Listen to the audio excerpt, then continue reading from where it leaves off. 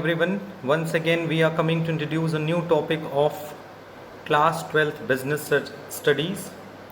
In the last video we discussed the first chapter of business studies, that is the nature and significance of management. In this chapter we discussed a lots of theoretical topic related to the management, that is what is management, what are the traditional and modern concept of management, what are the function of the management, what are the levels of the management, that is the top level, middle level and supervisory level of management, what are the roles and responsibilities of different level of management, that is what are the role of the top level, what are the roles of the middle level, and what are the role of the supervisory level of the management. Thereafter we discuss the few features of the management by which we can easily identify what is the basic characteristics of management and how we can identify the management as a process. Basically, if we are talking about the management, so we discuss a lots of advantages of the management. What are the advantages of the management? So after the completing of the chapter 1 of part A, that is a nature and significance of the management, let's we take the few case studies for your examination purpose. So let's we take the analysis of few case studies which are related to the different chapters. Okay, so in this video, first of all, we discussed a few case studies which are related to the first three chapters. The first chapter is nature and significance of management. The chapter number 2 is a principle of management, and chapter number 3 is a business environment. So let's we discuss some of the important case study. The first case study, as you can see that on your screen, Narendra Chal Networks and Technology Limited is a leader in technology innovation in USA, creating products and solution for a connected world. यानी Narendra network and technology जो है वो technology innovation में USA में lead करती है, एक leader company है, लीडिंग कंपनी है. It has a large research and development team. उसकी एक बहुत बड़ी रिसर्च एंड डेवलपमेंट टीम है which invented the first smart watch VI, which besides showing the time would also monitor few health parameter like heart beat, blood pressure.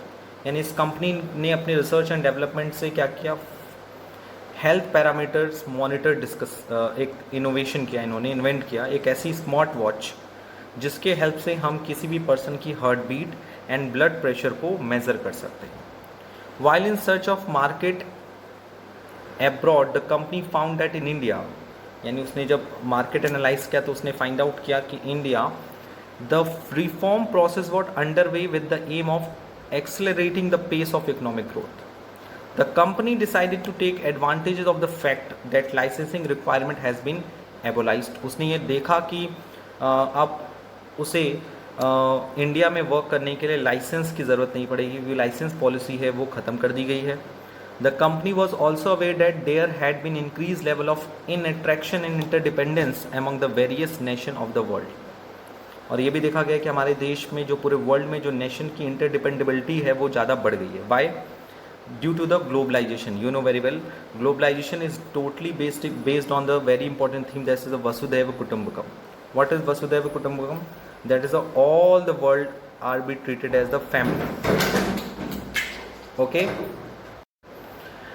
So you can see that the company was also aware that there had been increased level of interaction and interdependence among the various nations of the world, and India could be made a base for its international trade. और company ने देखा कि सारी जो Nations हैं उनके बीच में interaction और इंटरडिपेंडेंसी पहले के कंपैरिजन बढ़ गई है due to the globalisation. And India could be made a base for it international trade. और इंडिया ने अपना बेस क्रिएट किया है for the international trade. International trade मतलब ही all the business organisation situated in India can easily trade at international level. It set up its office in Gujarat with a view to capture the Indian market. और इसके कारण इस situation को देखते हुए company ने अपना एक ऑफिस इस्टेब्लिश किया गुजरात में, ताकि वो इंडियन मार्केट को ईजिली क्या कर सके, कैप्चर कर सके. In a short span of time, छोटे टाइम में the company emerge as the market leader, और छोटे टाइम में ही कंपनी क्या बन गई, एक मार्केट लीडर बन गई।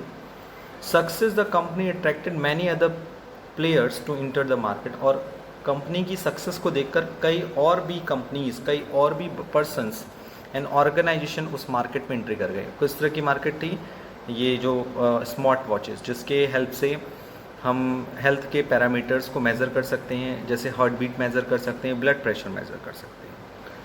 Competition result in reducing in prices, और कंपटीशन बढ़ने के कारण जो स्मार्ट वॉचेस की जो प्राइसेस थी वो कम हो गई, thereby benefiting the customer, और जिससे कस्टमर को बेनिफिट मिला।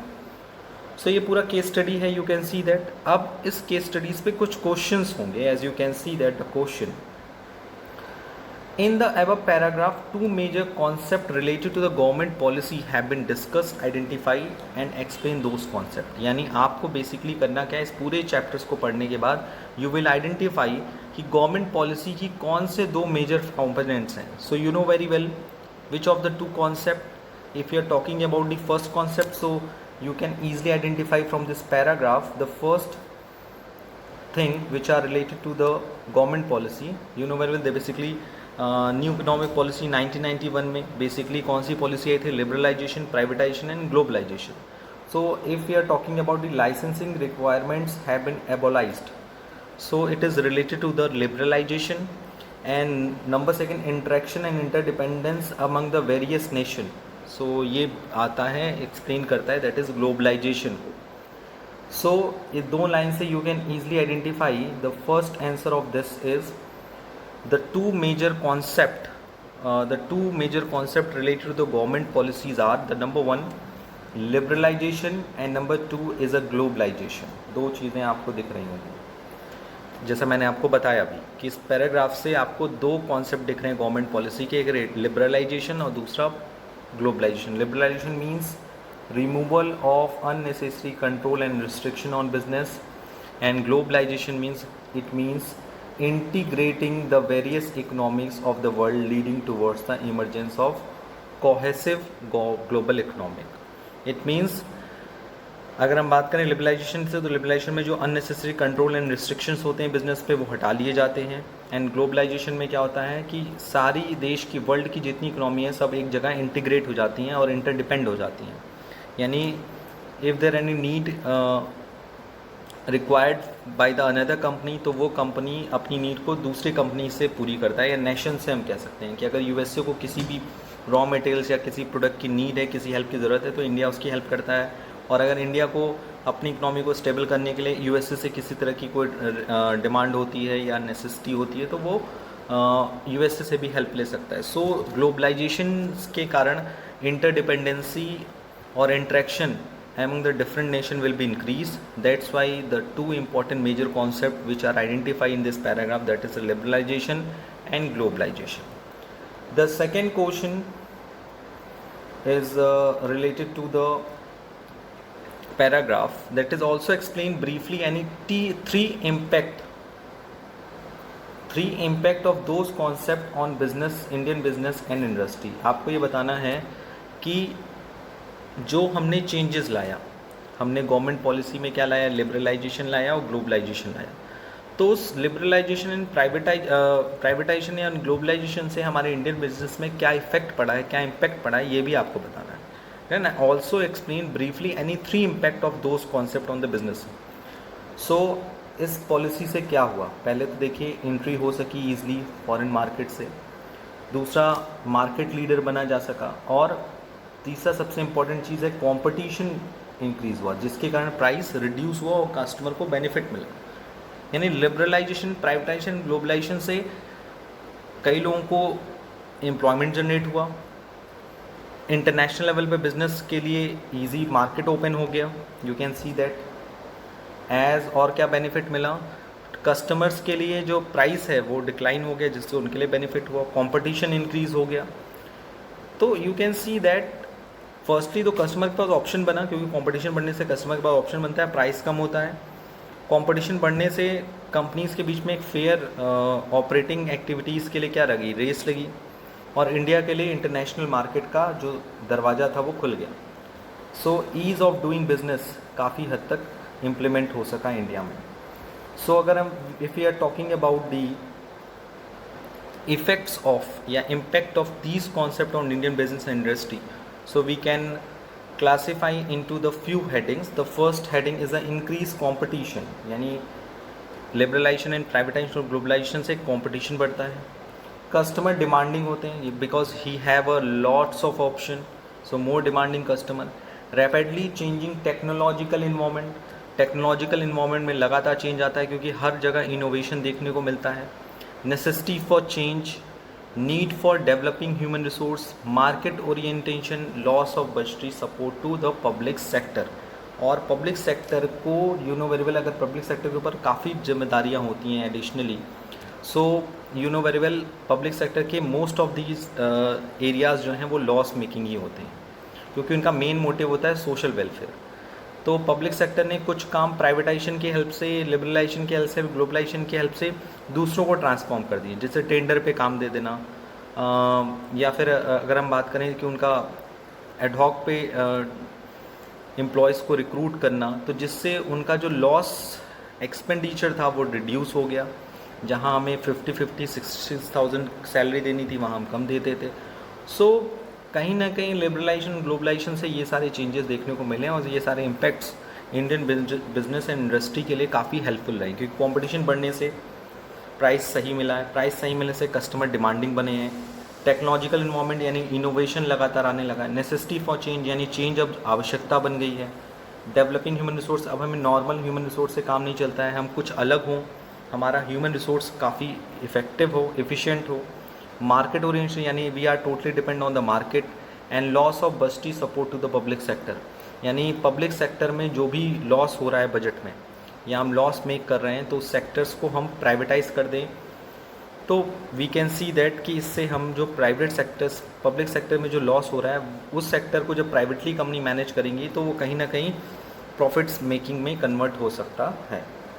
सो you can see that the first solution of the first case study, the solution of the first case study. Now we will move to the second case study. The second case study it is a very small question, as you can see that on your screen. ABC Limited is facing a lots of problem these days. ABC company ये बहुत सारा problem देख रही है. The companies profit margin is declining day by day, और companies का जो profit margin है वो कम होता जा रहा है, यानी कि या तो कॉस्ट बढ़ रहा है या तो प्राइस डिक्लाइन हो रही है. The production manager is blaming marketing manager, where is marketing is blaming production manager for not maintaining the quality. और उसके लिए प्रोडक्शन मैनेजर कह रहा है कि मार्केटिंग मैनेजर इज रिस्पॉन्सिबल, यानी कि मार्केटिंग मैनेजमेंट सही से प्रोडक्ट को बेच नहीं पा रहा है, ये कह रहा है. और marketing is blame production department, और मार्केटिंग मैनेजमेंट किसको ब्लेम कर रहा है? प्रोडक्शन को, कि आप सही क्वालिटी का गुड्स नहीं बना रहे हैं. Finance department is blaming both. Finance department कह रहा है मैंने तो पैसा दिया, सेल मार्केटिंग ने गुड्स को सही ढंग से बेच नहीं रहा है, और प्रोडक्शन जो है क्वालिटेटिव प्रोडक्ट नहीं बना रहा है. What quality of manager do you think is lacking? आप देख रहे हो प्रोडक्शन मैनेजर हो, चाहे वो मार्केटिंग मैनेजर हो, चाहे फाइनेंस मैनेजर, सब के सब एक दूसरे के ऊपर ब्लेम कर रहे हैं. कोई अपनी एरिया अपनी चीज़ों को लेकर सीरियस नहीं है, या कह सकते हो अपनी रिस्पॉन्सिबिलिटी को लेकर लोगों के अंदर इस बात की फीलिंग नहीं है कि हाँ गलती उनसे भी हुई होगी. या फिर हम कह सकते हैं कि इसमें मैनेजर की कुछ एक बेसिक क्वालिटी है जो होनी चाहिए और आपको उसको ब्रीफली बताना है. सो you can see that the solution is very easy. The quality which is lacking in the above case, coordination. Okay, the quality which is lacking in the above case is the coordination. The manager is able to execute all the function. Manager सब सारे function execute कर सकता है, but he is unable to coordinate these function. And coordination is not a mere function of the manager, but is the essence of the management. जैसे मैंने आपको कल के वीडियोस में बताया था कि coordination is very important. Coordination is everywhere. Coordination is not a mayor function of the manager. ये सिर्फ मैनेजर का फंक्शन नहीं है, बल्कि it is the essence of manager. चाहे प्लानिंग हो, वहाँ पे मैनेजमेंट कोऑर्डिनेशन की ज़रूरत है, ऑर्गेनाइजिंग हो, स्टाफिंग हो, डायरेक्टिंग एंड कंट्रोलिंग हो. सो सारे मैनेजर्स, चाहे वो प्रोडक्शन मैनेजर हो, फाइनेंस मैनेजर हो, चाहे वो मार्केटिंग मैनेजर हो, सबके बीच में प्रॉपर कोऑर्डिनेशन होना चाहिए. If there is a no coordination, so we can not say that so that's why wait answer है कि मैनेजर की कौन सी क्वालिटी एब्सेंट है, दैट इज़ अ कोऑर्डिनेशन। अगर कोऑर्डिनेशन होता तो पहले तो ब्लेमिंग नहीं होता। दूसरा, प्रॉब्लम आ रही है तो उस प्रॉब्लम को सॉल्व करके लोग एक आपस में कोऑपरेट करते, कोऑर्डिनेट करते, उस प्रॉब्लम को फाइंड आउट करते, ना कि एक दूसरे को ब्लेम करते। एक अच्छा कोऑर्डिनेशन ये एक्सप्लेन करता है कि they could not blame on each other, बल्कि they are finding a solution. Firstly, they identify the problem and thereafter they are talking about the solution, not on the blaming. Okay, so this is the solution of question number 17. Now let's we move to the next question. As you can see that on screen, the question is 24 Mega Limited. Mega Limited was manufacturing water heaters in the first year of its operation. Mega Limited ने manufacture किया water heater कब? अपने operation के first year में। The revenue earned by the company was just sufficient to meet its cost. जो revenue आई first year वो उसने अपनी सारी कॉस्ट को बियर कर लिया। बहुत ही ध्यान से देखिएगा, ये केस स्टडी बहुत ही मुझे इंटरेस्टिंग लग रही है।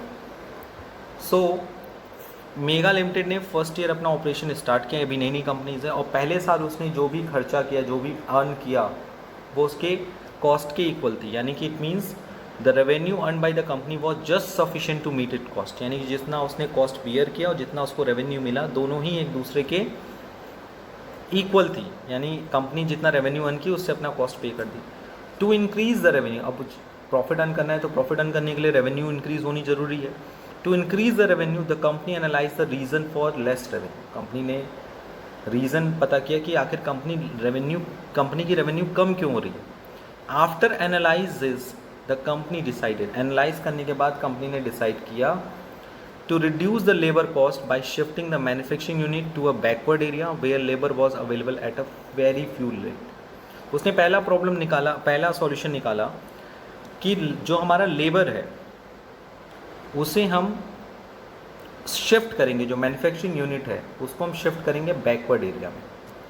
बैकवर्ड एरिया में शिफ्ट करने से क्या होगा मैन्युफैक्चरिंग यूनिट को, कि वहाँ पर हमें लोअर रेट पे लेबर मिल जाएंगे, कम रेट पर हमें लेबर मिल जाएंगे। जब हमें कम रेट पे लेबर मिलेंगे तो हमारा लेबर कॉस्ट क्या हो जाएगा, रिड्यूस हो सकता है। Second, to start manufacturing solar water heaters, और हम जो प्रोडक्शन करेंगे उससे किस बेस पे करेंगे, सोलर वाटर हीटर्स पे। And reduce the production of electric water heaters, यानी हम इलेक्ट्रिसिटी से प्रोडक्शन न करके बल्कि हम सोलर से करेंगे। जिससे क्या होगा, this will not only help in covering the risk, जिससे हमारा रिस्क ही कम नहीं होगा, but also in the meeting other objective, और कुछ और अदर ऑब्जेक्टिव भी पूरे हो जाएंगे। Identify and explain the objective of management discussed above. आपको इसमें ये बताना है कि मैनेजमेंट का किस ऑब्जेक्टिव की बात हो रही है और उसको एक्सप्लेन भी करना है। सो फर्स्टली पूरे क्वेश्चन को आप पढ़ो तो इसमें बेसिकली कंपनी सर्वाइवल के स्टेटस पे, यानी वो सिर्फ अपने इतना रेवेन्यू अर्न करी कि जिससे वो अपना कॉस्ट पे कर सके, एटलीस्ट उतनी वो रेवेन्यू अर्न कर रही है। यानी company has a phase of the survival and they want to move to the profit. Thereafter they will be talking about the growth. तो पहले तो सर्वाइवल स्टेटस पे है क्योंकि न्यू कंपनीज है, उसके बाद वो प्रॉफिट की तरफ मूव करेगी। तो एक ऑब्जेक्टिव तो यही सिंपल सा ऑर्गेनाइजेशनल ऑब्जेक्टिव का profit.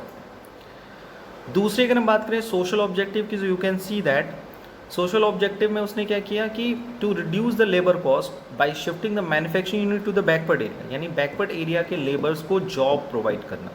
It is a social responsibility of every organisation कि जो बैकवर्ड पर्सनस हैं, जो बैकवर्ड एरियाज़ में रहने वाले लोग हैं, उनके लिए प्रॉपर एम्प्लॉयमेंट का अरेंजमेंट करना, तो वो भी कर रही है। और मैन्युफैक्चरिंग किस पे कर रही है, सोलर बेस्ड पे कर रही है, जिससे इलेक्ट्रिसिटी कम यूज़ होगी और इलेक्ट्रिसिटी की सेव होगी। सो कहीं ना कहीं ये सोशल ऑब्जेक्टिव को भी फुलफिल कर रही है। आइए इसके सॉल्यूशन की तरफ मूव करते हैं। So you can see that the objective discuss in the above para, जैसे मैंने आपको बताया, that is a organisational objective and social objective. Organisational objective में कौन सी ऑब्जेक्टिव है कंपनी का, दैट इज़ अ प्रॉफिट, क्योंकि कंपनी सर्वाइवल स्टेज पे है and company wants to earn a profit. तो इसमें ऑर्गेनाइजेशनल ऑब्जेक्टिव में आपको प्रॉफिट को बताना पड़ेगा। सर्वाइवल क्या है, वो अभी अर्न कर रही है ऑब्जेक्टिव। सोशल ऑब्जेक्टिव में अगर हम बात करें तो क्या एम्प्लॉयमेंट जनरेशन कर रही है, और इलेक्ट्रिसिटी लेस यूज़ कर रही है और सोलर ज़्यादा यूज़ कर रही है, यानी कि टोटली मैन मेड रिसोर्सेज पे कम फोकस करके नेचुरल रिसोर्सेज पे ज़्यादा फोकस किया जा रहा है. So these are the solution of second case study. Let's we move to the next question of today's video, that is a question number 20. Damini D'Souza. Damini D'Souza took over the reins of Kinsa Retail and its managing director in India. Kinsa Retail, which is headquartered at Japan, has been in retail business for the last 40 years. It has a regional office in many countries, with each regional office taking care of the shops in a particular region. ने managing director है India में दामिनी डिसूजा, और उनका जो business है किंसा retail, उसका headquarter Japan में है और 40 साल से वो कंपनी जो है रिटेल बिज़नेस में वर्क कर रही है. उसका regional office in many countries, उसकी जो रीजनल ऑफिस है बहुत सारी जगहों पर है. And with each regional office taking care of the shop in a particular region, और हर शॉप रीजन ऑफिस में उसके लिए पर्टिकुलर शॉप भी बनाई गई है. It is a large organization. The regional officers have been given the powers to decide and spend fund sanctioned to them by the headquarter for the welfare of the customer of their region. यानी हर reason के जो regional officers होते हैं उनको ये power दिया जाता है कि वो कस्टमर के वेलफेयर के लिए स्पेशल फंड सैंक्शन कर सकते हैं. सैंक्शन मतलब इशू कर सकते हैं. Kinsa retail wants to highest possible standard of ethical conduct being followed by, for which a code of conduct is in place of the putting values into practices. You know very well. Kinsa retail जो है वो चाहती है कि वो ज़्यादा से ज़्यादा एथिकल कोड ऑफ कंडक्ट को, पॉसिबल स्टैंडर्ड्स को फॉलो करे. All employees as well as the board member are required to act in accordance with the highest standard of personal and professional integrity. और सारे एम्प्लॉयज़ और board as well as the board member भी क्या करते हैं, अपने personal and professional integrity को अलग रखते हैं. When acting on behalf of the company, यानी जब वो कंपनी के बिहाफ पर काम करते हैं तो उनका ज़्यादा फोकस जो होता है प्रोफेशनल इंटीग्रिटी पर होता है. Non compliance involves a heavy penalty including termination of employees. अगर आप नॉन कॉम्प्लाइंस होते हैं, अगर अपने आप को काम को अच्छे से नहीं करते हैं तो एम्प्लॉयज़ के ऊपर क्या लग सकता है, हैवी पेनाल्टी लग सकता है और उनका टर्मिनेशन भी कह सकता है. State 2 principle of general management being followed by the Kinsa retail. आपको ये बताना है कि इसमें किंसा रिटेल ने कौन से 2 प्रिंसिपल फॉलो किए हैं. बहुत ही ध्यान से सोचिएगा, बहुत ज़्यादा टफ नहीं है, it is very easy things. Firstly you know very ethical code of conduct. If we are talking about the ethical code of conduct, so we are talking about the equity. Okay, so let's we move to the solution. That is principle of general management. इसमें अगर आप देखो तो किंसा retail equity को follow कर रही है बिकॉज ऑफ कंपनी जो है वो एथिकल कोड ऑफ कंडक्ट, और एथिकल इक्विटी यही कहता है कि इक्विटी मतलब समानता का भाव हो. और जो जनरल मैनेजमेंट है, पहले तो डिसिप्लिन, क्योंकि रूल्स एंड रेगुलेशन को प्रॉपर फॉलो किया जा रहा है. So first principle of management which are followed in this paragraph, that is a discipline according to the solution, which refers to obedience in organization rules and employment agreement that are necessary for the working of the organization. It requires good superior at all levels, clear and fair agreement and judicious application of penalties. यानी discipline का मतलब क्या होता है, और organisation rules and employment agreement को properly follow करना. और जब जो सारे रूल्स एंड एग्रीमेंट जो होते हैं वो ऑर्गेनाइजेशन के वर्किंग के लिए काफ़ी ज़रूरी होते हैं, इसलिए उनको फॉलो करना ज़रूरी होता है.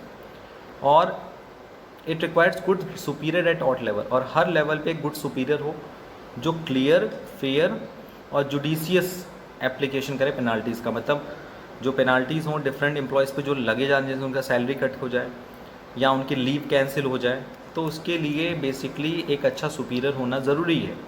क्योंकि अगर सुपीरियर अच्छा नहीं होगा तो वो डिस्क्रिमिनेशन करेगा, और डिस्क्रिमिनेशन से क्या आएगी, इनइक्वालिटी आएगी. Number second, centralisation decentralisation. So you can see that there is a need to balance subordinate involvement through decentralization with managerial retention of final authority through centralization. So यहाँ centralization and decentralization भी follow किया जा रहा है कि यहाँ पर properly एक सेंट्रल ऑफिस है, that is head office in Japan, और उसके कई रीजनल ऑफिस हैं, तो वो डिसेंट्रलाइजेशन में आ गया. और डिसेंट्रलाइजेशन में लोगों को एक सेंट्रलाइज पावर दी गई है ताकि वो कस्टमर के वेलफेयर के लिए फ़ंड को इशू कर सकते हैं. सो बेसिकली अगर हम स्टार्टिंग के कुछ चीज़ों को देखें तो we can see that in this paragraph we follow the first principle of management, that is a discipline. Second is a centralisation decentralisation. Why? Because इसमें सेंट्रलाइजेशन भी फॉलो किया जाता है, डिसेंट्रलाइजेशन. डिसेंट्रलाइजेशन कैसे? एक ऑफिस जो है, इसका जो हेड ऑफिस है वो जापान में है और रीजनल ऑफिस सारे देशों में है. और रीजनल ऑफिसर्स को सेंट्रलाइज पावर भी दिया गया है कि they can issue the special fund for the benefit of the customer. यानी ये सेंट्रलाइज्ड है, उनको अथॉरिटी दी गई है इस तरह की. Okay, so you can see that in today's video we discussed a lots of case studies. Okay,